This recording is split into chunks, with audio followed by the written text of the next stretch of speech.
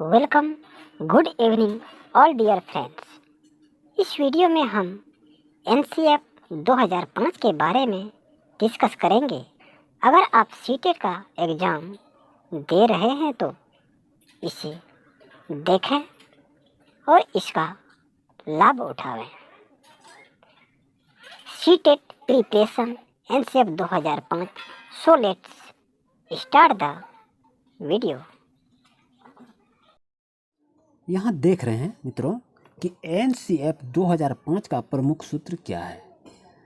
तो यहाँ दिया है कि एनसीएफ 2005 का प्रमुख सूत्र क्या है कि एनसीएफ 2005 का प्रमुख सूत्र लर्निंग विदाउट बर्डन, जिसको कहते हैं कि लर्निंग विदाउट बर्डन है। राष्ट्रीय पाठ्यचर्या की रूपरेखा 2005 का मुख्य उद्देश्य बच्चों को स्कूली जीवन को बाहर के जीवन से जोड़ना होता है। यानी एनसीएफ 2005 का यही सूत्र होता है, यही बता रहा है कि बच्चों को स्कूली जीवन के साथ साथ बाहरी जीवन को भी जोड़ना चाहिए।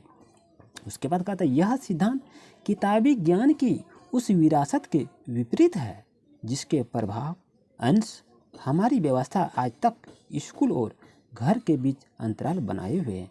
कहने का मतलब ये होता है कि ये जो करिकुलम चलाया गया ये स्कूल से और बाहरी वातावरण से काफ़ी दूर में रखा गया था, लेकिन ये एनसीएफ 2005 जो चलाया गया तो ये कहता है कि बच्चों को स्कूल के द्वारा ही घर के साथ साथ पर्यावरण को भी जोड़ के उनके साथ शेयर करना चाहिए और उसका अध्ययन करना चाहिए, जिससे बच्चे काफ़ी अच्छी तरह से सीखेंगे। यही इसका सूत्र है। ये सीटेट की परीक्षा में जो क्वेश्चन आपसे पूछा जाता है उन्हीं पर ये टॉपिक काफ़ी इम्पोर्टेंट सिद्ध होता है। या तो आप सीटेट की परीक्षा देना चाहते हैं या जेटेट की परीक्षा देना चाहते हैं या बीटेट यानी किसी भी टीचर एलिजिबिलिटी टेस्ट के बारे में आप देना चाह रहे हैं, एग्ज़ाम देते हैं, तो उसमें से ये क्वेश्चन काफ़ी महत्वपूर्ण होता है। चलिए आगे देखते हैं उनके बाद क्या टॉपिक दिया हुआ है। यहाँ पर टॉपिक दिया हुआ है कि एनसीएफ का फुल फॉर्म कभी कभी एग्जाम में पूछ दिया जाता है कि नेशनल करिकुलम फ्रेमवर्क। इसका हिंदी रूपांतरण होता है राष्ट्रीय पाठ्यचर्या की रूपरेखा। आइए, कभी कभी एग्जाम में ये भी पूछता है कि एनसीएफ में सी का फुल फॉर्म क्या होता है या सी का अर्थ क्या होता है। कभी पूछ देगा एफ का अर्थ क्या होता है। तो इस तरह से इसको जब याद रखेंगे तो ये हमें परीक्षा में काफ़ी मदद करेंगे। आइए देखते हैं क्या दिया है कि एनसीएफ 2005 के अध्यक्ष कौन थे। तो प्रोफेसर यशपाल साहब थे, जो कि इनके अध्यक्ष, इनको डिप्यूट किया गया था। अब कहता है कि ये क्या है, एनसीएफ 2005 क्या है।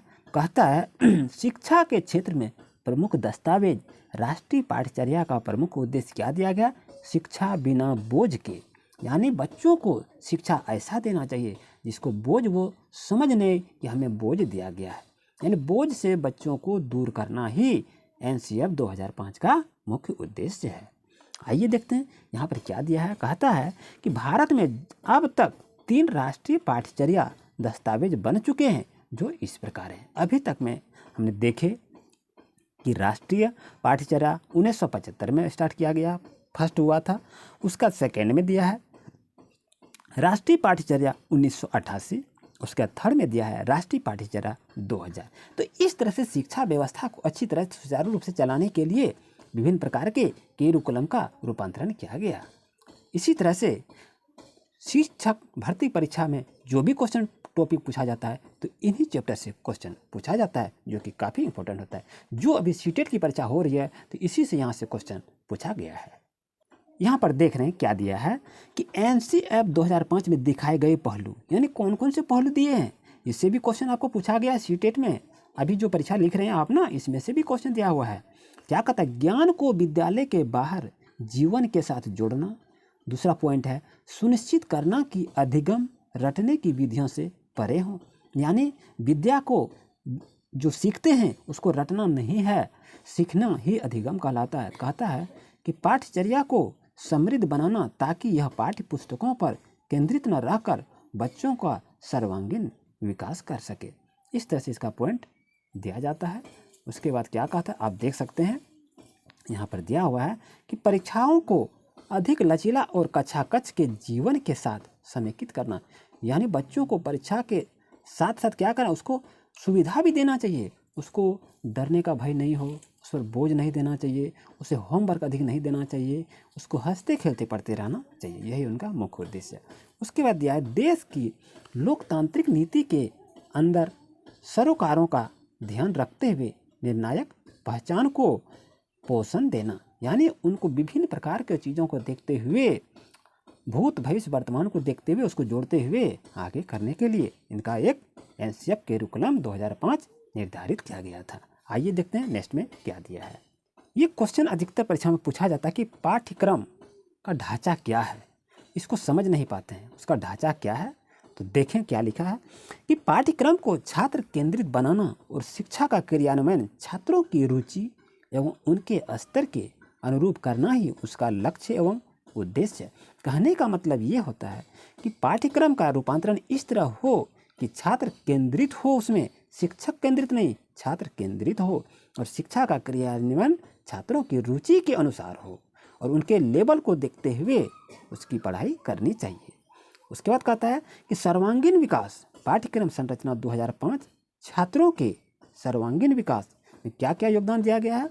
तो ज्ञानात्मक, बोधात्मक, क्रियात्मक हेतु तैयारी की गई थी, जिससे छात्रों का हर स्तर पर विकास हो सके, यानी ग्रोथ होना है।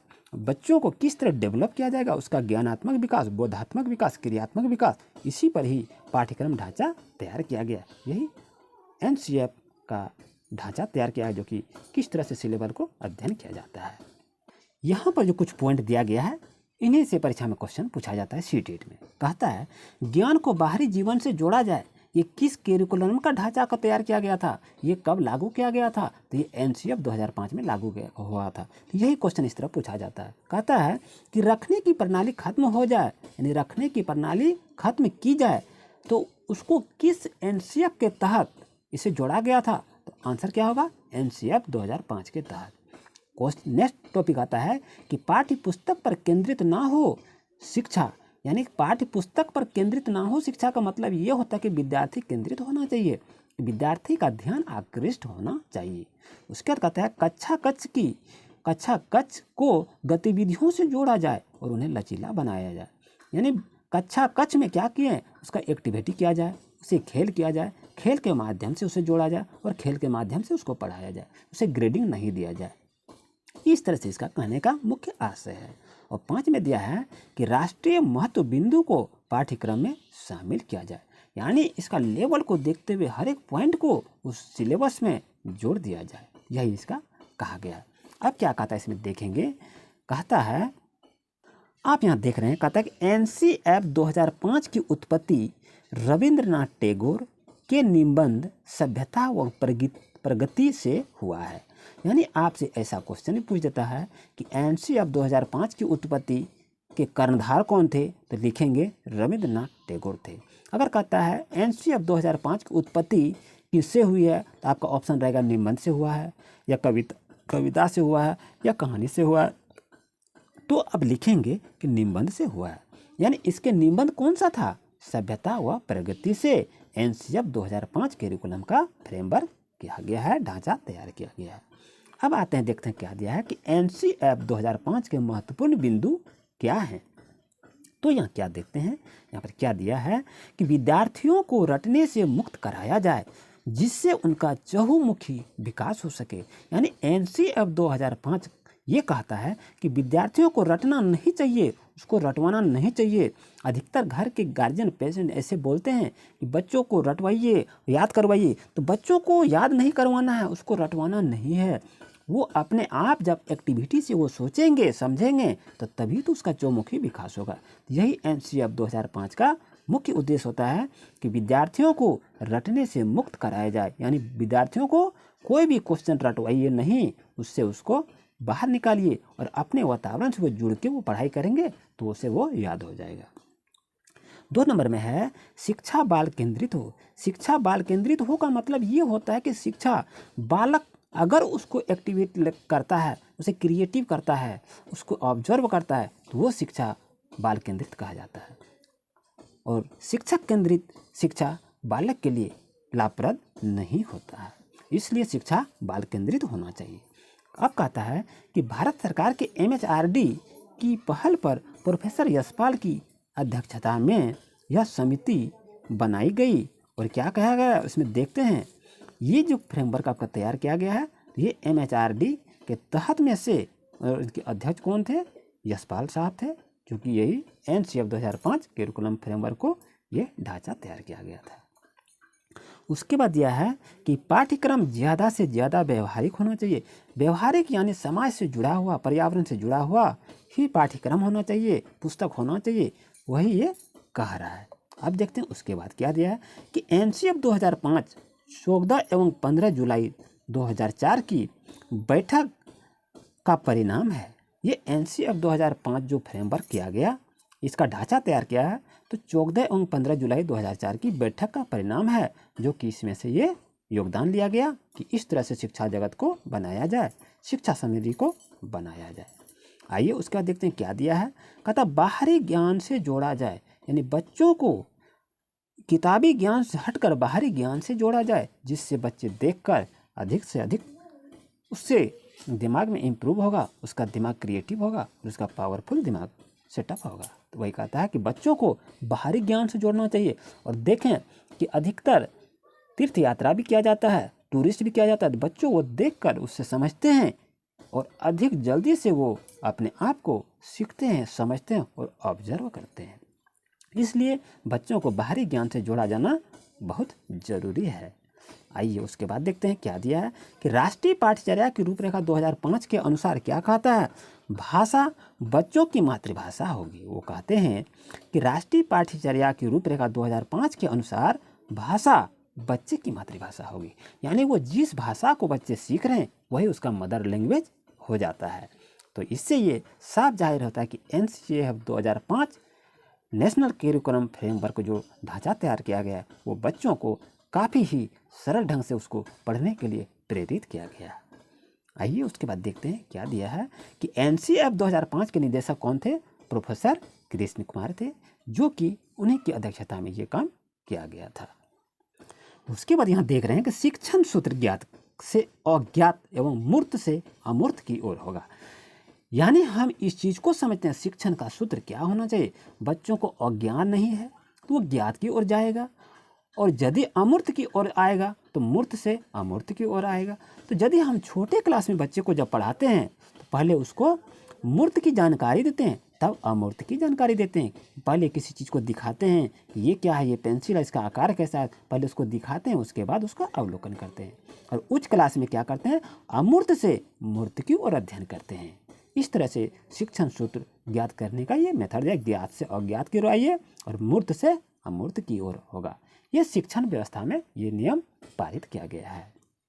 उसके बाद देखते हैं क्या दिया है कि तनाव मुक्त शिक्षा का वातावरण देकर शिक्षा देनी चाहिए।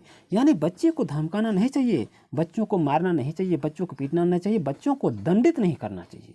ये इस शिक्षा NCF 2005 में ये कहा जा रहा है कि तनाव मुक्त शिक्षा का वातावरण देकर शिक्षा देनी चाहिए। यानी बच्चों को तनाव नहीं देना चाहिए, तनाव से बच्चों को मुक्त करना चाहिए। उसको डर नहीं दीजिएगा, उसे पनिशमेंट नहीं दीजिएगा, उसे धमकाइएगा नहीं, ताकि वो बच्चे अच्छी ढंग से वातावरण के साथ जुड़कर वो पढ़ सके और अपने आप को क्रिएटिव पावर बना सके।